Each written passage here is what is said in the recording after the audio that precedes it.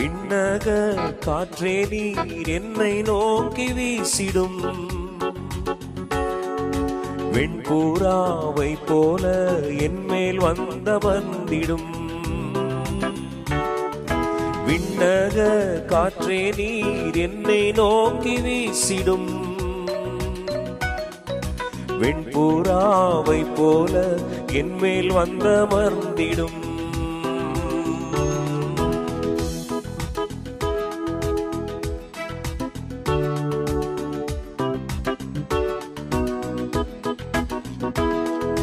ஜலத்தின் மேல் அசைவாடின தூய தேவ ஆவியே, ஜலத்தின் மேல் அசைவாடின தூய தேவ ஆவியே, பலத்தின் மேல் பலனடைய என் மேல் அசைவாடிடுமே.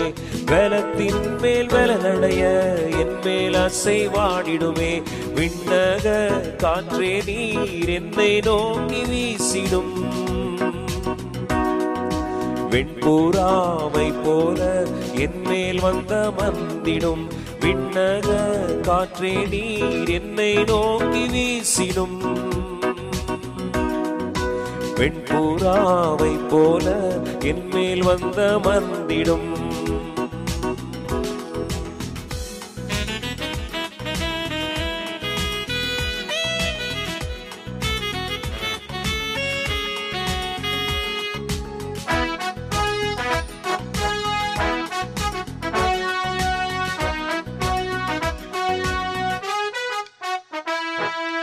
அக்கினி அபிஷேகம் இன்று வேண்டும் தெய்வமே, அக்கினி அபிஷேகம் இன்று வேண்டும் தெய்வமே. எந்நாளும் என் பாத்திரம் நிரம்பி வழிய வேண்டுமே.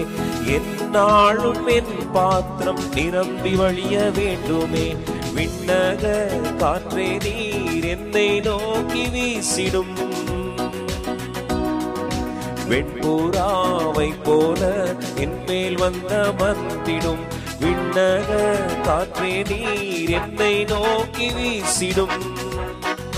வெண்பூராவை போல என்மேல் வந்தமர்ந்திடும்.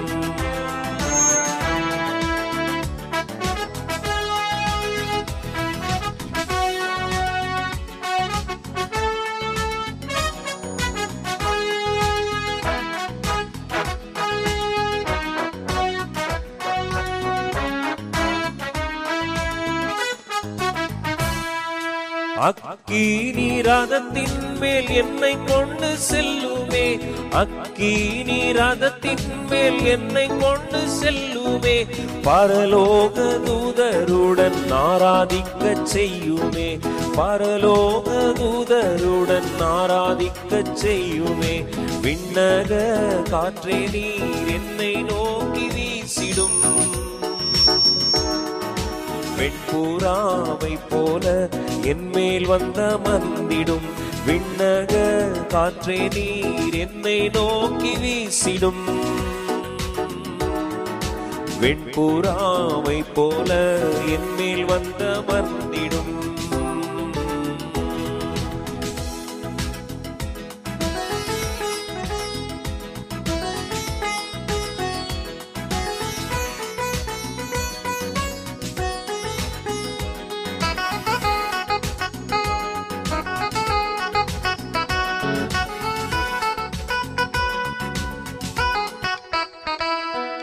மறுரூப அனுபவம் எனக்கு வேண்டும் தெய்வமே. மறுரூப அனுபவம் எனக்கு வேண்டும் தெய்வமே. மறுரூப மலைதனிலே அழைத்து செல்லும் என்னையே. மறுரூப மலைதனிலே அழைத்து செல்லும் என்னையே. விண்ணக காற்றே நீர் என்னை நோக்கி வீசிடும். வெண்பூராவை போல என்மேல் வந்தமர்ந்திடும். விண்ணக காற்றே நீர் என்னை நோக்கி வீசிடும். வெண்பூராவை போல என்மேல் வந்தமர்ந்திடும்.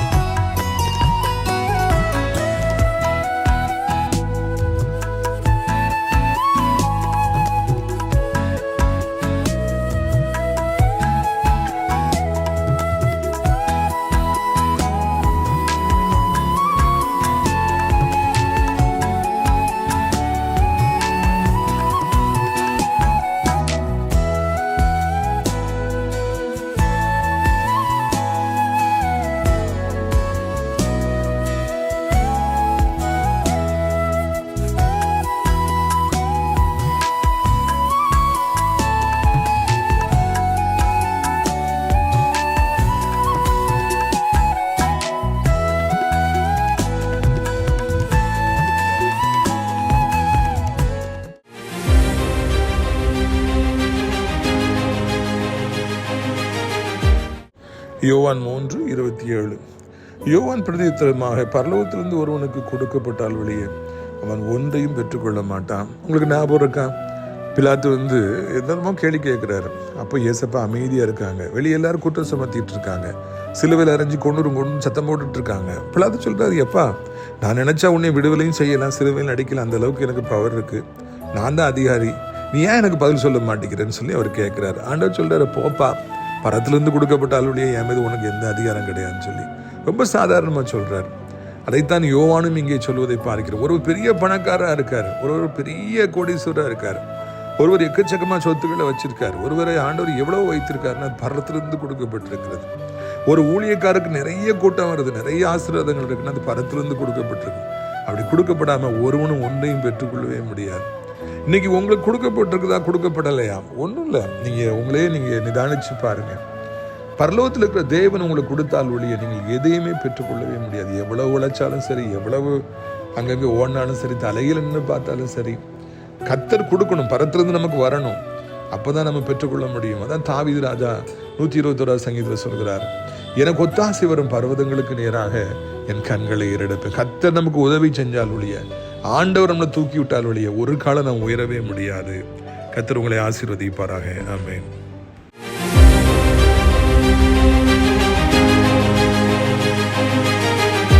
சிறியவனை புழுதிலிருந்தும் எளியவனை குப்பையிலிருந்தும் எடுத்து உயர்த்தி ராஜாக்களோடும் பிரபுக்களோடும் வந்து இருக்க செய்கிற அருமை ஆண்டவர் இயேசு கிறிஸ்துவின் இனிதான நாமத்தினாலே இந்த சத்தத்தை கேட்கின்ற அனைத்து தேவனுடைய பிள்ளைகளுக்கும் என்னுடைய அன்பான வாழ்த்தல்கள். நீங்கள் கோடா கோடியாய் பெருகுவீர்களாக, உங்களுடைய பிள்ளைகள் கோடா கோடியாய் பெருகுவார்களாக என்று வாழ்த்துகிறேன். பிரித்துக்குரியவர்கள், இந்த சனிக்கிழமை காலை 10 மணிக்கு சென்னை பல்லாவரம் பம்மல் மெயின் ரோட்டில் முத்தமிழ் நகர் பஸ் ஸ்டாப் இருக்குது. அங்கே சியோன் காம்ப்ளெக்ஸ் என்று ஒரு பெரிய பில்டிங் உண்டு. தூண்கள் வழியாக நடந்து பின்பாக வருவீர்கள் என்றால் லிஃப்ட் இருக்கும். அதில் 4வது தளத்தில் உங்களுக்காக நான் காத்திருப்பேன். பிரியத்துக்குரியவர்கள், சென்னையில் நல்ல உள்ளம் கொண்ட அநேகர் நம்முடைய ஊழியத்தில் இருக்கிறாங்க. திரு மங்களராய் சகோதரர், கண்மணி சாலமன் சகோதரர், தினேஷ், இன்னும் நிறைய பேர் இருக்காங்க. அவங்கெல்லாம் சேர்ந்து உங்களுக்காக ஒரு நல்ல விருந்தை கூட்டம் முடிந்த ஒன்று ஆயத்தப்படுத்தி இருக்கிறாங்க. நான் உங்களுக்காக தனித்தனியாக ஜெபிப்பேன். இயேசு கிறிஸ்து உங்களுக்கு அற்புதம் செய்வார், விடுதலை தருவார். நீங்களும் கூட யாரையாவது கூட அழைத்துட்டு வரும்படியாக, இது நன்மைகளை பெற்றுக்கொள்ளும்படியாக அழைக்கின்றேன். நம்முடைய ஊழியத்தின் சார்பாக நடத்தப்பட்டு வருகிற அடைக்கலான் குருவி எனப்பட்ட ஆவிக்குரிய முதியோர் இல்லம் முதியவர்களுக்காக, ஆவிக்குரிய முதியவர்களுக்காகவே அது ஆரம்பிக்கப்பட்டிருக்குது. நிறைய பேர் இருக்காங்க, நிறைய பேர் சேர்ந்துக்கிட்டே இருக்கிறாங்க. தினந்தோறும் அவர்களுக்காக சிறப்பு ஜெபங்கள் ஏறெடுக்கப்படுகிறது.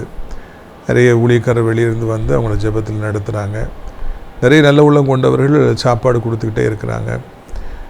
நீங்களும் கூட விரும்பினால் இந்த முதியோர் இல்லத்தில் வந்து சேரலாம். அனைவருக்கு இதை வழி காண்பிக்கலாம் என்பதை தெரிவித்துக் கொள்கிறேன்.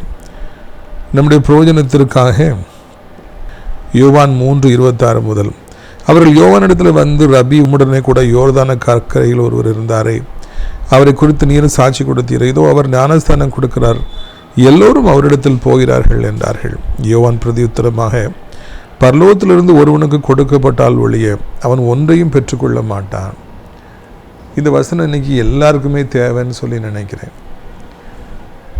யோவான் ஸ்நானகன் ஒரு பிரபலமான ஒரு ஊழியக்காரராக இருந்தார். அவர் யோர்தான் நதியில் எல்லாருக்கும் ஞானஸ்தானம் கொடுத்தார், கடிந்து கொண்டார், துணிந்து பேசினார். அதனால் அவர் சத்தத்தை கேட்பதற்கு நிறைய பேர் வந்தாங்க, நிறைய பேர் அவர்கிட்ட ஞானஸ்தானம் பெற்றாங்க. அதுக்கு பிறகு அப்போவுமே அவர் ஏசப்பாவை குறித்து, அவருடைய ஊழியத்தை குறித்து உயர்த்தி பேசிகிட்டு இருந்தார், வருவார் அப்படின்ட்டு. அதே போலவே இயேசுவானவர் ஊழியத்துக்கு வந்த பிறகு நிறைய அதிசயங்கள் அற்புதங்கள் செஞ்சதுனால ஜனங்கள் எல்லாம் அவர்கிட்ட போக ஆரம்பித்தாங்க. அது அவருடைய சீசர்கள் குறிப்பிடுறாங்க, ரபி அப்படின்னு சொல்லி இவரையும் அழைத்து இப்போ இயேசுவானவர்கிட்ட நிறைய பேர் போகிறாங்க அப்படின்னு சொல்லிட்டு சொல்கிறாங்க. அந்த நேரத்தில் அவர் சொன்ன வார்த்தைகளைத்தான் இப்பொழுது நாம் வாசிக்கட்டும். ஒருவனுக்கு பரத்திலிருந்து கொடுக்கப்பட்டால் ஒழிய ஒன்றை அவன் பெற்றுக்கொள்ள மாட்டான். உமக்கு கூட்டம்லாம் அங்கே போயிடுச்சே, அங்கே ரொம்ப கூட்டமாக இருக்குது, நம்மகிட்ட இப்போ கூட்டமாக இல்லையா? இன்றைக்கி இப்படி தானே ஒரு நிலைமை இருக்குது.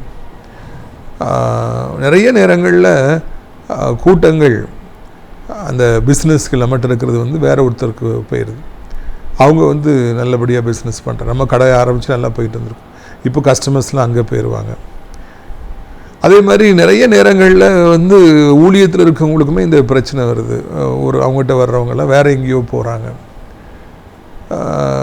காற்று வீசுகிறது போல் மக்கள் விசுவாசிகள் எல்லாம் யார் பிரபலமாகறாங்களோ அவங்க பின்னால் போவாங்க. ஒரு பெரிய அளவில் அவருக்கு கூட்டம் வருதுன்னா என்னன்னே தெரியாது. மக்கள் ஆட்டு மந்தைகளை போய் அங்கே போய் அதை மாதிரி போய் சேருவாங்க. இது வந்து இதற்கு ஒரு சரியான விளக்கத்தை யோவான் ஸ்நானகன் கொடுக்குறார். கொஞ்சம் கூட வருத்தப்படல. பரத்திலிருந்து கொடுக்கப்பட்டால் ஒழிய, இவருக்கு இவ்வளோ பேர் போட்டுன்னு சொல்லி பரத்திலிருந்து சொன்னால் ஒழிய யாரும் எதையும் பெற்றுக்கொள்ள முடியாது. ஒருவருக்கு அதிகமாய் கூட்டம் வருகிறது என்றால் அது பரலோகத்திலிருந்து அதுக்கு அப்ரூவல் கிடைத்திருக்க வேண்டும். இல்லைன்னா அது கூட்டம் வந்து வரவே வராது. பரலோகத்திலிருந்து நமக்கு வந்து என் மகனுக்கு பணம் இருக்கட்டும், வீடு இருக்கட்டும், என் மகனுக்கு சொத்துக்கள் இருக்கட்டும், நகைகள் இருக்கட்டும் என்று ஆண்டவர் அங்கே அவர் ஒரு தீர்ப்பு எழுதாவிட்டால் நமக்கு ஒன்றுமே கிடைக்காது. இயேசுவானவர் ஊழியத்தின் பாதையிலே நிறைய பொன்மொழிகளை சொன்னார். அதில் ஒன்று, என்னை அல்லாமல் உங்களால் ஒன்றும் செய்யக்கூடாது என்பதுதான். ஆண்டவர் இல்லாமல் நம்மளால் ஒன்றுமே செய்யவே முடியாது. இயேசுவானவர் இல்லாமல் நிறைய பேர் வந்து ஊழியத்துக்கு வர முடியாது, நிறைய பேர் பிஸ்னஸுக்கு வர முடியாது. இயேசுவானவர் இல்லாமல் நம்ம சொல் பேச்சுக்கு மரியாதை இருக்காது. இயேசுவானவர் இல்லாமல் நம்முடைய வாழ்க்கையில் வந்து எதையுமே செய்ய முடியாது. இதைத்தான் நாம் இந்த நாளிலே இந்த வசனத்தின் மூலமாக நாம் தெரிந்து கொள்கிறோம். இதை நம்முடைய வாழ்க்கையில் தெரிந்து கொள்வோம் என்றால் நம்முடைய நம்பிக்கை, நம்முடைய ஜெபம் எல்லாம் வித்தியாசமானதாக இருக்கும். நம்முடைய சுயபலத்தின் மேல் இருக்காதபடிக்கு நம்முடைய நம்பிக்கை ஆண்டவர் மீது இருக்கும். குறுக்கு வழியில் கூட்டத்தை சேர்த்து விடலாமா என்று நாம் நினைக்க மாட்டோம். ஆண்டவரிடத்தில் நாம் உதவி கேட்போம். அவர் நமக்கு ஏராளமானபடிக்கு ஆசீர்வாதங்களை தருவார். பிரித்துக்குரியவர்களே, நம்முடைய நம்பிக்கை கர்த்தரின் மீதே இருக்கிற பொழுது நாம் யாரையும் கண்டு பொறாமைப்பட மாட்டோம், யாரையும் குறித்து கேவலமாக பேச மாட்டோம். ஏனென்றால் ஒரு மனிதன் தனக்கு தோல்வி வந்துவிட்டது, இன்னொருவர் வெற்றி பெறுகிறார் என்று அறிய வருகிற பொழுது அதை அவனால் தாங்கிக் கொள்ள முடிவதில்லை. அதனால் அவங்க வந்து துர்ச்செய்தியை பரப்புகிறாங்க. சீச்சி இந்த பழம் பிடிக்கும் அப்படின்னு சொல்லிட்டு அவங்க கேவலமாக பேசுகிறாங்க. இதையெல்லாம் எல்லா இடங்களிலுமே நான் பார்க்கின்றோம். நம்ம ஊழியத்தை ஆரம்பித்த புதிதிலே நிறைய ஜனங்கள் வருகிறார்கள் என்று கேள்விப்பட்ட மாத்திரத்தில் உங்களை அந்த ஊழியக்காரர் இப்படி கேவலமாக பேசினார், இந்த ஊழியக்காரர் இப்படி கேவலமாக பேசினார் அப்படிலாம் சொல்லுவாங்க. எனக்கு அதிர்ச்சியாக இருக்கும், ஆச்சரியமாக இருக்கும். ஏன்னா நம்ம அவங்கள யாரையுமே ஊழியத்தின் பாதையில் குறைத்து பேசுவதில்லை. ஆனால் அவர்கள் இப்படியாக உங்களை இப்படி சொன்னாங்க அப்படி சொன்னாங்க. இது வந்து ஒரு தவறான காரியம். நாம் நல்லபடியான ஒரு ஊழியக்காரராக இருப்போம் என்றால் இன்னொரு ஊழியக்காரரை ஒரு காலம் நாம் கேவலமாக பேச மாட்டோம். ஒரு ஊழியக்காரர் வளர்ந்து வராருன்னு அவரை கேவலமாக பேச மாட்டோம். நான் ஒரு இந்த மாதிரி நம்ம ஊழியம் வந்து ஆண்டவர் வளர்ச்சி அடையபடியாக செய்தார். அப்போ ஒரு ஊழியக்காரரை போய் நான் சந்தித்தேன். அவர் நல்ல பிரபலமாகிட்டு இருந்தார். எனக்கு அவர் ரொம்ப பிடிக்கும். அதனால் நான் போய் தேடி போய் பேசிகிட்டு இருந்தேன். இப்போ அவர் இல்லை, அண்ணன் என்னன்னு சொல்லி கூப்பிடுவேன், அவர் என்ன அண்ணன்னு கூடுவார். அப்பொழுது அந்த மாதிரி டிவியில் கையை நீட்டினோன்னு நிறைய பேர் கீழே விழுறாங்க. இதை வந்து டிவியில் முதலாக நாம் போட ஆரம்பித்தோம். நிறைய பேர் வர ஆரம்பித்தாங்க. அதை பார்த்து இவர்கிட்ட வல்லம் இருக்குன்னு சொல்லி நிறைய பேர் சொல்ல ஆரம்பித்தாங்க. அந்த சமயத்தில் அவரை போய் ஒரு கர்டிசிக்காக போய் பார்த்தேன். ஒரு இடத்துக்கு போயிட்டு வரும்போது வர வழியில் அவருடைய வீடு இருந்ததுனால போய் பார்ப்போம்னு சொல்லி பார்த்தேன். அப்போ அவர் அதை இனி பார்க்கன்னு வெயிட் பண்ணிட்டு இருந்திருக்காரு. அப்போது வந்து இப்படி கீழே மக்கள் விழுற மாதிரி காமிக்கிறது தப்பு, தயவுசெய்து நீங்கள் போடாதீங்க, உங்களை பார்த்து மக்கள்லாம் சிரிக்கிறாங்கன்னு சொல்லிட்டு என்னை டிஸ்கரேஜ் பண்ண முடியாத நிறைய காரியங்களை சொன்னார். அந்த மாதிரி அதிசயங்கள் அற்புதங்கள் நடக்கிறத டிவியில் காமிக்கிறது அவரால் தாங்க முடியல. அப்புறம் வந்து சொன்னார், அங்கே ஒரு ஊழியக்காரர் இப்படி வேகமாக தள்ளி விட்டார், தள்ளி விட்ட உடனே அவங்க பின்னால் விழுந்து செத்து போயிட்டாங்க. அது அப்பட்டமான போய் தள்ளி விட்டு கீழே விழுந்து செத்து போயிட்டாங்க. அப்படி தள்ளி விட்றாங்க நிறைய பேர் அப்படிலாம் சொல்லி சொன்னார். நான் சொன்னேன், அண்ணே நம்ம வந்து யாரையும் தள்ளி விடுறதில்ல, எல்லாரையும் 6 அடி தூரத்தில் வச்சு தான் நம்ம ஜெபம் பண்ணுறோம். அதை ஏற்றுக்கொள்ள முடியவில்லை, இந்த அற்புதத்தை ஏற்றுக்கொள்ள முடியவில்லை. அதனால் அதை அவர் கிரிட்டிசைஸ் பண்ணுறாரு, கீழே விழுறதை தள்ளி விடுறாங்கன்னு சொல்லி சொல்கிறாரு, செத்து போயிட்டாங்கன்னு சொல்லி பயங்காட்டுறாரு, உங்களை பார்த்து எல்லாரும் சிரிக்காங்கன்னு சொல்லி சொல்கிறார். ஒரு நல்ல ஊழியக்காரர், பைபிளை பலைமுறை படித்தவர், ஆண்டவராலே ஓரளவு உயர்த்தப்பட்டவர். ஆனாலும் கூட இன்னொரு ஊழியக்காரனுடைய ஊழியத்தில் அற்புதம் நடக்கும் பொழுது அதை எப்படியாவது குறை சொல்லி இல்லைன்னா எதையாவது ஒன்றை சொல்லி அதை நிறுத்திடணும், அதை வளர விடக்கூடாது என்று சொல்லி அவர் துடித்ததை நான் சிந்தித்து பார்க்கின்றேன். பிரியத்துக்குரியவர்கள், யாரை அதைரியப்படுத்தி என்ன ஆக போகிறது? சீப்பை ஒழித்து வைத்து கல்யாணத்தை நிறுத்துவதா? இப்படி ஒருத்தர் பயங்காட்டி ஒரு ஊழியக்காரரை காமிச்சு பயங்காட்டி இப்படி கீழே விழுறதை காமிக்காதீங்கன்னா, மக்களை பிசாசு பிடிச்சி கீழே விழுறதெல்லாம் காமிக்காதீங்கன்னா, ஆண்டவருடைய ஊழியத்தை நாம் தடுக்க வேண்டுமா? ஆண்டவருடைய கோபத்தை நாம் பெற்றுக்கொள்ள வேண்டுமா? அது தவறான காரியம் அல்லவா? இதே போல் பக்குவமற்ற ஊழியக்காரர்கள் நிறைய பேர் இருக்காங்க. ரீத்துக்குரியவர்களே, அங்கே அவர் சொல்லிவிட்டு என்ன அழகாக சொல்கிறார் பாருங்கள். 29 மணவாட்டியை உடையவனே மணவாளுடைய தோரணோ அருகே நின்று அவருடைய சொல்லை கேட்கிறவனாய் மணவாளுடைய சத்தத்தை குறித்து மிகவும் சந்தோஷப்படுகிறான். அந்த சந்தோஷம் இப்பொழுது எனக்கு சம்பூர்ணமாயிற்றுன்னு சொல்லி சொல்கிறார். கல்யாணம் அன்னைக்கு நீங்கள் பார்த்துருக்கீங்களா? மாப்பிள்ளைம்பாங்க. கூட பிறந்தவங்களும் அம்மா அப்பாவுமே மாப்பிள்ளை வந்துட்டார் அப்படின்னு சொல்லி சொல்லுவாங்க, பொண்ணு வந்துருச்சுன்னு சொல்லி சொல்லுவாங்க. அந்த நாளில் அந்த மணவாளன் அந்த மாப்பிள்ளை என்ன சொல்கிறாரோ அது ஒரு வேத வாக்காக இருக்கும். அவர் என்ன சொல்கிறாருன்னு சொல்லி காத்திருப்பாங்க, அதை ஓடி போய் செய்வாங்க. மாப்பிள்ளை தோழன்னு சொல்லி நம்ம ஊரில் சொல்லுவாங்க, ஆண்டவர் மணவாளனுடைய தோழன்னு சொல்லி சொல்கிறார். அது ஒரு மிக முக்கியமான ஒரு ரோல். அது மாதிரி மணவாட்டிக்கும் பெண்ணிற்கும் கூட ஒரு தோழி என்று சொல்லி ஒன்று அன்றைக்கு இருப்பார்கள். அவருடைய வேலை என்னென்னா, அவங்க என்ன மாப்பிள்ளை பொண்ணு என்ன சொல்கிறாங்களோ அது செய்யணும். அதை அவர் அழகாக அவர் சொல்லுகிறார். மணவாளன் என்ன சந்தோஷப்படுறாரோ அதான் தோழன், உண்மையான தோழன் சந்தோஷப்படுவார்ன்னு சொல்லி. பிரியத்துக்குரியவர்களே, இந்த நாளிலே ஒரு நல்ல காரியத்தை நான் சொல்லும்படியாக விரும்புகிறேன். சில நேரங்களில் நீங்கள் மணவாளனாக இருக்கலாம், சில நேரங்களில் நீங்கள் மணவாளனுடைய தோழனாக தான் இருக்க முடியும். எப்போவுமே மணவாளனாக இருக்க முடியாது, டெய்லி கல்யாணம் பண்ண முடியாது. என்னைக்கான கல்யாணம் நடக்கும், அன்றைக்கு நீங்கள் மணவாளன் நீங்கள் சொல்வதை எல்லாரும் கேட்பார்கள். சில நேரங்களிலே இல்லை, அநேக நேரங்களில் நீங்கள் மணவாளனுக்கு தோழனாய்த்தான் இருக்க முடியும். ஏனென்றால் அப்படி தோழனாக நீங்கள் இருக்கும்போது அவர் அந்த மாப்பிள்ளை என்ன சொல்கிறாரோ அதை கேட்பதையும் அவரை சந்தோஷப்படுத்துவது தான் உங்கள் வேலையாக இருக்கிறது. இன்றைக்கு இந்த வசனத்தை அநேகர் படிக்காதபடினால்தான் குழப்பங்களை வருகிறது. சில நேரங்களில் தாவீது மணவாளனாக இருந்தார். அந்த சில நேரங்களில் இல்லை, அன்னைக்கு கோலியாத்து வீழ்த்தின அன்னைக்கு அவர் மணவாளனாக மாறிட்டார். எல்லாரும் அவரை தான் உயர்த்தி பாடினாங்க, பேசினாங்க, டான்ஸ் ஆடினாங்க. தாவீது கொண்டது 10,000 சொல்லி சொன்னாங்க. அன்னைக்கு சவுல் ராஜா மணவாளனுக்கு தோழனாக இருந்தார். தாவீதை தட்டி கொடுக்கவும் தாவீதை புகழவும் அவருக்கு ஒரு கடமை இருந்தது. ஆனால் அதை அவரால் ஏற்றுக்கொள்ள முடியல. நான் தான் மணவாளனாக இருப்பேன், நான் தான் மாப்பிள்ளையாக இருப்பேன், வேணா அவன் எனக்கு தோழனாக இருக்கட்டும், தாவீது எனக்கு தோழனாக இருக்கட்டும், நான் விட்டு கொடுக்க மாட்டேன்னு சொல்லி அன்னைக்கு அவர் நினைச்சார். அந்த அவருக்கு கோபம் வந்தது. காய்மகாரமாய் பார்த்தார், பல்லை கடித்தார், அந்திலேருந்து இவனை கொள்ளணும்னு சொல்லி முடிவு பண்ணார். கிரிக்கெட் விளையாடுறவங்கள பார்த்துருக்கீங்களா? 11 பேர் விளையாடுவாங்க. முக்கியமான மேட்சஸில் திடீர்னு ஒருத்தர் மணவாளன் ஆயிடுவார். யார் செஞ்சுரி அடிக்கிறாரோ அவர் தான் மணவாளன், யார் நிறைய விக்கெட் எடுக்கிறாரோ அவர் தான் மணவாளன். இந்த T20 வேர்ல்டு கப்பில் சஞ்சு சாம்சன் முக்கியமான மேட்சஸில் நிறைய ரன் அடித்து இந்தியாவை ஜெயிக்க வச்சார், அவர் தான் மணவாளன். இப்போ ரீசெண்டாக டீம்லேயே இல்லை, எல்லாத்தையும் சொதப்பி டீம் விட்டு வெளியே. இப்போ ஒரு மணவாளன் தோணலாம் கூட இல்லை, கல்யாணத்துக்கே வர உள்ள ஓடுறான்னு சொல்லி விரட்டி விட்டாங்க. சில நேரங்களில் கர்த்தர் நம்மை உயர்த்துவார், சில நேரங்களில் கர்த்தர் நம்மை தலையாக வைத்திருப்பார், சில நேரங்களில் நம்முடைய பிஸ்னஸில் நம்ம எங்கேயோ இருப்போம், சில நேரங்களில் எல்லாருக்கும் நம்ம ஆச்சரியமானவர்களாக நாம் இருப்போம். அதை நம்ம ஏற்றுக்கொள்கிறோம், சந்தோஷப்படுறோம். அதே மாதிரி அநேக நேரங்களில் இன்னொருவர் மணவாளனாக இருப்பார், இன்னொரு பெரிய சாதனையாளராக இருப்பார், இன்னொரு வாழ்க்கையில் மென்மேலும் மேலே முன்னேறி போயிருப்பார். பல காரியங்களிலே எல்லாரும் ஆச்சரியப்படத்தக்க அளவுக்கு மணவாளனாக இருப்பார், மாப்பிள்ளையாக இருப்பார். நாம் அவருக்கு தோழனாக இருந்து அவர் சந்தோஷப்படுவதை கண்டு நாமும் சந்தோஷப்பட்டு, அவர் சாதிப்பதை குறித்து நாமும் சந்தோஷப்பட்டு, அந்த சந்தோஷத்தை அவருடைய வெற்றியை நம்முடைய சந்தோஷமாக ஏற்றுக்கொள்ள வேண்டும். எல்லாருக்கும் மாப்பிள்ளையாக இருக்க ஆசை, ஆனால் மாப்பிள்ளைக்கு தோழனாக இருக்க யாருக்குமே ஆசை இல்லை. இன்னைக்கு இந்த சத்தத்தை நான் பேசுகிற இந்த சத்தியத்தை அனைவரும் அறிந்தால் நலமாக இருக்கும். மணவாளனுக்கு தோழனாக இருப்பது தான் மிகப்பெரிய சந்தோஷம். இன்னொருவருடைய வெற்றியில சந்தோஷப்படுவது தான், அதுதான் உண்மையான கிறிஸ்தவம் என்று சொல்லி நான் நினைக்கின்றேன். ஒரு வெற்றி மேல் வெற்றி பெற்று கொண்டிருக்கிறார், நாம் இருக்கிற அந்த ஃபீல்டில் நம்மளால முன்னேற முடியல, ஆனால் இன்னொருத்தர் வெற்றி பெற்றுக்கிட்டு இருக்காருன்னா நம்ம அதில் மனப்பூர்வமாக நாம் சந்தோஷப்படுவோம். ஊழியக்காரர்களை 1-2 ஊழியக்காரர்கள் தான் மிக பிரபலமான இருக்காங்க, பெரிய கூட்டம் வருது, பல கோடிகள் ஆண்டு கொடுத்துருக்காங்க. கர்த்தருக்கு ஸ்தோத்திரம். அவர்கள் மணவாளர்களாக இருக்கிறார்கள். 70 வயதானாலும் 75 வயதானாலும் அவர்கள் மணவாளர்களாக இருக்கிறார்கள். கர்த்தர் அவர்களுக்கு பெரிய பெரிய பில்டிங்கை கொடுத்துருக்கிறார். மக்கள் போய் கோடிகளை கொட்டுறாங்க. அது பரலோகத்திலிருந்து கொடுக்கப்பட்டிருக்கிறது. அவர்கள் மணவாளர்களாக இருப்பதை பார்த்து, அவர்கள் இவ்வளவு வளர்ச்சி அடைந்திருப்பதை பார்த்து, இத்தனை டிவிகளில் வைத்திருப்பதை பார்த்து, இத்தனை பில்டிங்களை கட்டியிருப்பதை பார்த்து நம்ம சந்தோஷப்பட வேண்டும், நம்ம மகிழ்ச்சியாக இருக்க வேண்டும்.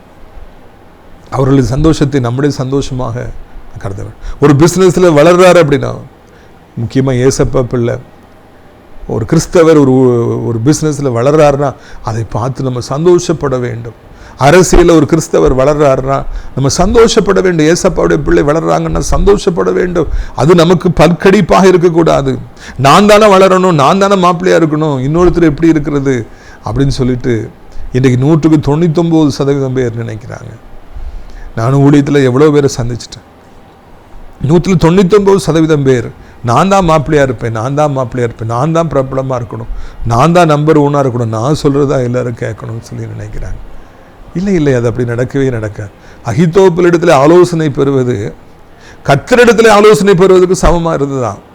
ஒரு சாதாரண மனிதன், அவருக்கு அவ்வளோ அறிவு ஆண்டவர் கொடுத்துருந்தார். தாவீது, அதுக்கப்புறம் அப்சலோம், எல்லாரும் அவர்கிட்ட தான் ஆலோசனை கேட்டாங்க. கடவுள்கிட்ட கேட்குற அளவும் இவர்கிட்ட கேட்கறது ஒன்று தானே, அந்த அளவுக்கு ஆலோசனை கொடுத்தார். ஆனால் ஒரு கட்டத்தில் அப்சலோம் அவருடைய ஆலோசனை வேண்டான்னு சொல்லிட்டு அவரை ஏமாற்றுவதற்காக தாவீதுடைய நண்பன் இவருக்கு நண்பனை போல நடித்து சொன்ன தவறான ஆலோசனையை ஏற்றுக்கொண்டு இவருடைய ஆலோசனை வேண்டாம், அகித்தோப்புடைய ஆலோசனை வேண்டான்னு புறக்கணிச்சிட்டார். அப்போ அவர் என்ன செஞ்சுருக்கணும்? அகித்தோப்பல் என் ஆலோசனையை புறக்கணிச்சிட்டியா, பாரு உனக்கு என்ன ஆகுது பாருன்னு சொல்லிட்டு சிரிச்சிட்டு ஒதுங்கியிருக்கணும். எனக்கு ஒன்றும் நஷ்டம் இல்லைப்பா, உனக்கு தான் நஷ்டம். ஆனால் அது அவர் அப்படியே எடுக்க முடியல. இதுவரைக்கும் நான் சொன்ன வார்த்தைக்கு தானே மதிப்பு இருந்தது, நான் சொன்னது தானே ராஜாக்கள் கேட்டுக்கிட்டு இருந்தாங்க. இந்த அகித்தோப்பல் கேட்காம போயிட்டானேன்னு தாங்க முடியாமல் தூக்கு போட்டு அவர் செத்து கொண்டார், தன் வாழ்க்கையை முடித்தார். எவ்வளோ பெரிய அறிவான ஒரு மனிதனுக்கு கடவுளிடத்தில் கேட்பது போல இவர்கிட்ட இருக்குது கேட்கலாம் அப்படிங்கிற அளவுக்கு ஒரு பெயர் பெற்றிருந்த ஒரு மனிதனுக்கு இவ்வளோ ஒரு மோசமான முடிவு ஏன் வந்தது?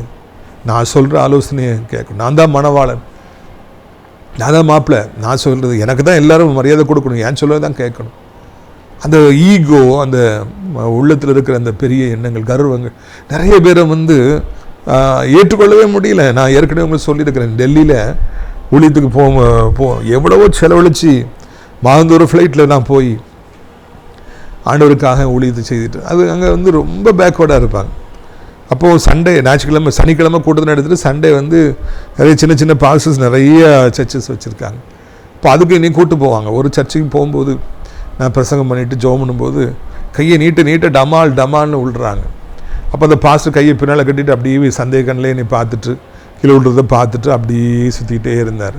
யாராவது விழுந்தா டக்குன்னு அப்படி கையை நீட்டி பிடிச்சார். அது அவர் அதை அப்படி பார்த்துக்கிட்டே இருந்துட்டு பிறகு எல்லாம் ஜெபம் பண்ணி முடித்த பிறகு மக்கள்லாம் ஓரளவு போன பிறகு உட்காந்து பேசிகிட்டு இருந்தால் அவர் இது எப்படி கை நீட்டோன்னே கீழே விழுறாங்களே, இது எப்படி? அப்போ ஆண்டோடைய வல்லமை வெளிப்படுது, அதனால் நாங்கள்லாம் கீழே விழுறோம். இல்லை, அதெல்லாம் ஏற்றுக்க முடியாது, இது உண்மையானது, இது ஒரு உண்மை கிடையாது, ஒரு ஃபோர்ஜரி, இது ஒரு மோசடி. அவர் சண்டைக்கு வந்துட்டார். அடையாளங்கள் அற்புதங்கள் நடந்தது, ஆனால் அவர் சண்டைக்கு வந்துட்டார். என் கூட அழைச்சிட்டு போனவங்க அவங்களும் பதிலுக்கு சண்டை போட எனக்கு ஒரே சிரிப்பாக இருந்தது. ஒரு எல்லாம் சண்டை போட வேண்டாம், வாங்கன்னு சொல்லிட்டு நான் அழைத்து கொண்டு நான் வந்தேன். மணவாளனை நான் தான் இருப்பேன், எங்கேருந்தோ வந்திருக்கான், தமிழ்நாட்டிலேருந்து வந்திருக்கான் இவன். அவர் ஹிந்திக்காரர். நான் பாஷை சொல்கிறதுனால வேற எதுவும் சொல்கிறேன் நீங்கள் நினைக்கக்கூடாது. அந்த மனநிலைமையை தான் சொல்லுகிறேன். அவருக்கு அதை ஏற்றுக்கொள்ள முடியல. நான் தான் மணவாளனாக இருப்பேன். இன்றைக்கி நிறைய பேர் நான் தான் மணவாளனாக இருப்பேன், இன்னொருத்தர் மணவாளன் ஆக முடியாது, பிரபலம் ஆகக்கூடாது என்று சொல்லி நினைக்கிறாங்க. நான் சொல்ல, கிரிக்கெட் மேட்ச்சில் ஒவ்வொரு மேட்ச்லையும் ஒவ்வொருத்தர் மணவாளனாக இருப்பாங்க, ஒவ்வொருத்தரும் பிரபலம் பெறுவாங்க. எல்லா மேட்ச்லையும் நான் தான் மணவாளனாக இருப்பேன்னா அது நடக்காத கதை. எந்த மனுஷனாலும் அதை செய்யவே முடியாது. எந்த மனிதனும் என்றைக்கும் மணவாளனாக இருக்கவே முடியாது. அதுதான் இந்த உலகத்தில் இருக்கிற சட்டம். அதனால் நாம மணவாளனாக இருக்கும்போது ரொம்ப சந்தோஷப்படுற மாதிரி இன்னொருத்தர் உயர்த்தப்பட்டிருக்கும் பொழுது நாம் சந்தோஷப்படுவோம் என்றால் நம்முடைய வாழ்க்கையில் நமக்கு வேதனையே கிடையாது, பல்கடிப்பே கிடையாது. பொறாமை எலும்புருக்கி என்று சொல்லி, கேன்சர்னு சொல்லி பைபிளில் ஒரு வசனம் இருக்குது, நீதிமொழிகளில் ஞானி எழுதுகிறார். அதனால் இன்னொருடைய உயர்வை பார்த்து சந்தோஷப்படுகின்றவர்களாக நாம் இருப்போம். இன்னொரு வாழ்ந்திருக்கும் பொழுது ஆண்டவரை நாம் துதிப்போம், அவர்களை நாம் வாழ்த்துவோம், நல்லா இருக்கட்டும்னு சொல்லி நம்ம சொல்லுவோம். எவ்வளோ கஷ்டப்பட்டாங்க, இன்றைக்கி எவ்வளோ நல்லா இருக்கிறாங்க, இன்னும் ஆண்டவரை ஆசீர்வதிக்கட்டும்னு சொல்லுவோம். கேவலமாக பேச வேண்டாம். பிரியத்துக்குரியவர்களே, எப்பொழுதும் நமக்கு ஒரு பெருந்தன்மை இருக்கட்டும். இன்னொருவரை கீழே தள்ளிவிட வேண்டும், இன்னொரு வளர்வதை பார்த்து அவரை குறித்து கேவலமாய் பேசணும், பொறாமைப்படணும் போன்ற தீய எண்ணங்களுக்கு இடம் கொடுக்காதபடி, சவுல் ராஜாவை போல உயர்த்தப்பட்டவர்களை, மாப்பிள்ளையாக இருப்பவர்களை காய் மகாரமாய் பார்த்து முறைக்காதபடி நாம் எப்பொழுதும் சந்தோஷமாய் அதை ஏற்றுக்கொள்வோம். அப்பொழுது ஆண்டவர் நம்மை மென்மேலும் ஆசீர்வதிப்பார். யாருக்கு தெரியும், மறுபடியும் நம்மை ஆண்டவர் மணவாளனாய் மாற்றுவார், நம்மை அநேகர் ஆச்சரியத்தோடு பார்க்கும்படியாக செய்வார். நாம் அதை சந்தோஷப்பட்டால் தான் நம்மளை அநேகர் அதே போல் பார்க்கும்படியாக கர்த்தர் செய்வார் என்பதில் சந்தேகமில்லை. பிரியத்துக்குரியவர்கள், நீங்கள் அப்படி செய்வீர்களா? அப்படி நீங்கள் செஞ்சு பாருங்கள், இந்த கிறிஸ்தவம் எங்கேயோ போயிடும். நீங்கள் மணவாளனா மணவாளனுக்கு தோழனா என்கிற அந்த சத்தியத்தை, பேசிக் ட்ரூத்தை எல்லா கிறிஸ்தவர்களும் அறிந்திருப்பார்கள் என்றால் இந்த நாடே கிறிஸ்தவ நாடாக மாறிவிடும். அந்த அளவுக்கு வேகமாக வளர்ச்சி அடையும். இன்றைக்கி நான் மணவாளனாக தான் இருப்பேன்னு சொல்கிறதுனால தான் கிறிஸ்தவமே வளர்ச்சி அடையாமல் இருக்கு. உங்களுடைய ஆசீர்வாதங்களுக்காக நான் ஜெபிக்கும்படியாக விரும்புகிறேன். எல்லாரும் ஜெபிக்கலாம். அப்பா பிதாவே, வானத்துக்கு பூமிக்கும் ஆண்டவரே, ஜோதிகளின் பிதாவாகிய தெய்வமே, இந்த அருமையான நாளுக்காக நன்றி. எல்லோருமே மணவாளனாக இருக்கணும்னு சொல்லி ஆசைப்படுறாங்கப்பா. இன்னொருத்தர் மணவாளனாக இருக்கிறத ஏற்றுக்கொள்ளவே முடியல. நான் மணவாளன் தோழனை நான் இருக்கிறேன் அப்படின்னு சொல்கிறதுக்கு யாருமே இல்லைப்பா. எல்லோரும் நான் தான் மாப்பிள்ளையாக இருப்பேன்னு சொல்லிகிட்டே இருக்கிறாங்க. ராஜா, மாப்பிள்ளை ஒருத்தர் தான், நிறைய மணவாளன் தோழர்கள் தான் தேவைப்பா. இறைவா, இந்த யோவான் ஸ்நானகன் சந்தோஷமாய் சொன்னார், என் சந்தோஷம் பரிபூரணமாயிற்று. ஆண்டவர் தான் மணவாளை, நான் அவருக்கு தோழர் தான். அவருடைய பாதரட்சியின் வார்களை கூட அவிழ்ப்பதற்கு நான் தகுதியானவன் அல்ல என்று சொல்லி சொன்னார். யோவான் ஸ்நானகனுடைய பக்குவத்தை எங்களுக்கு தர வேண்டும் என்று சொல்லி நாங்கள் ஜெபிக்கிறோம். இன்னொரு பிஸ்னஸில், ஊழியத்தில், இல்லைன்னா அரசியலில் வளர்ச்சி அடையும் பொழுது தகப்பனே, நாங்கள் பற்களை கடிக்காதபடிக்கு ராஜா, நாங்கள் சந்தோஷமாக அதை ஏற்றுக்கொள்ளத்தக்கதாக நீங்கள் உதவி செய்யுங்க. வியாதிப்பட்டுக்கிற மக்கள் கோடி கோடியாக இருக்கிறாங்க. உயிருக்கு போராடிட்டு இருக்கிறவங்க, வியாதினால் பலகீனப்பட்டு இருக்கிறவங்க, விபத்தினால் படுத்த படுக்கையாக இருக்கிறவங்க, சாப்பிட முடியாமல் இருக்கிறவங்க, தூங்க முடியாமல் இருக்கிறவங்க, வியாதியின் வேதனையை தாங்க முடியாதபடி அலறிட்டு இருக்கிறவங்க, உயிருக்கு போராடிட்டு இருக்கவங்க இருக்காங்க. எல்லாருக்காகவும் நீ சிலுவையில் ஜீவனை கொடுத்தீர். இரத்தத்தினால சுகமாக்கப்பட முடியாத வியாதின்னு எதுவுமே கிடையாதுப்பா. இப்பொழுதே உடைய வல்லமை புறப்பட்டு சென்று வியாதியை சில சுகமாக்கட்டும். மருந்து மாத்திரைகளால், சர்ஜரியினால் கொடுக்க முடியாத சுகத்தை நீங்கள் கொடுத்து ஒவ்வொருவரையும் வாழ வைக்க வேண்டும் என்று சொல்லி கெஞ்சுகிறோம். உடைய வல்லமை ஒவ்வொருவருக்குள்ளும் இறங்கி செல்லட்டும். இயேசுவின் ரத்தம் செய்யும், இயேசுவின் ரத்தம் செய்யும். வருமானம் இல்லாமல் யாரால இந்த பூமியில் வாழ முடியும்? பணம் எல்லாத்துக்கும் தேவையே ராஜா, எல்லாவற்றுக்கும் அது உதவுமே அப்பா, தேவைப்பா. வருமானங்கள் ஆண்டவரே குறைஞ்சிட்டே போகுது, தேவைகள் அதிகரிச்சுட்டே போகுது, விலைவாசி அதிகரிச்சுட்டே போகுது, ஏழை மக்கள் தடுமாறுறாங்க, தங்க ரேட்டு அதிகரிச்சுட்டே போகுது, விலைவாசி தகப்பின இந்த ரியல் எஸ்டேட்டில் லேண்டு வீடுடைய ரேட்டு அதிகரிச்சுட்டே போகுது, வாடகை அதிகரிக்குது. என்ன பண்ணுவோம்? இடத்திலே வருகிறோம். பஞ்ச காலத்திலும் சாரிபாத் விதவையை ஆண்டவரை நிரம்பி நடத்திய கர்த்தர், அவருடைய பாத்திரங்கள் நிரப்பியவர், எங்களையும் நிரப்புவதற்கு போதுமானவராக இருக்கிறேன். தகப்பனே, குடும்ப வாழ்க்கையில் பிரச்சனை, திருமணத்தில் பிரச்சனை, தனிப்பட்ட வாழ்க்கையில் பிரச்சனை என்று பலவிதமான பிரச்சனைகள் இருக்கிற பிள்ளைகளுக்கு கர்த்தர் மனம் இறங்கி எப்படியாவது உடைய பிள்ளைகளை வாழ வைக்க வேண்டும் என்று சொல்லி கெஞ்சுகிறோம். இயேசுவின் ரத்தத்தினால தகப்பனே, சமாதானத்தை தார். தற்கொலை எண்ணங்களை எடுத்து போடும், கொலை செய்ய வேண்டுங்கிற எண்ணங்களை எடுத்து போடும். ஆண்டவரை தவிர பிறரை அடிக்கிற கெட்டவார்த்தை பேசுகிற, ஆண்டவரை சாராயத்தை குடிக்கிற, போதைக்கு அடிமையாக இருக்கிற, மொபைல் ஃபோனுக்கு அடிமையாக இருக்கிற, பெற்ற தாய் தகப்பனின் பெரியவர்களை எதிர்த்து பேசுகிற மக்களுக்கு அமைதி சமாதானத்தை தர வேண்டும். தவறுங்கிறத புரிய வைங்க. சப்போ ஒரு பெரிய எழுப்புதலை தாருங்க. உலகம் முழுக்க அத்தனை மக்களையும் ஆசீர்வதிங்க. வளைகுடா நாடுகளில் யுத்தம் ஓய்ந்து ஆண்டவர் விலைவாசி குறைய உதவி செய்யுங்க. அங்கே இருக்க வேலை பார்க்குறவங்க, வேலை இழந்தவங்களுக்கு மறுபடியும் வேலையை தாருங்க. ஏசப்பா, முக்கியமாக ஆசிரியர் திராட்சைப்பழத்தோட்ட ஊழியங்களை நேசிக்கிறேன். நம்முடைய நிகழ்ச்சி நாள்தோறும் பார்க்குற பிள்ளைகள் ஒவ்வொருவரையும் ஆசீர்வதிங்க. அடைக்கலான் குருவி முதியோரிடத்தில் சேர அநேக இடங்கள் உண்டு, அநேகர் அழைத்து கொண்டு வாருங்க. கர்த்தர் மகிமைப்படுங்க, பெரிய காரியங்களை செய்யுங்க. இயேசுவின் மூலம் ஜெபிக்கிறோம் நல்ல பிதாவே. என் ஆத்மாவை கர்த்தரை சோத்திரி, என் முழு உள்ளமே அவருடைய பரிசுத்த நாமத்தை சோத்திரி. என் ஆத்மாவை கர்த்தரை சோத்திரி, அவர் செய்த சகல உபகாரங்களையும் ஒருபொழுதும் மறவாதே. ஆமென். கர்த்தர் இயேசு கிறிஸ்துடைய கிருபையும் பிதாவாகிய தேவனுடைய அன்பு பரிசுத்த அந்யோன்யம் இல்லாத பிரசன்னம் உங்கள் அனைவருடன் சதா காலங்கள் நிலைத்திருப்பதாக. அல்லேலூயா.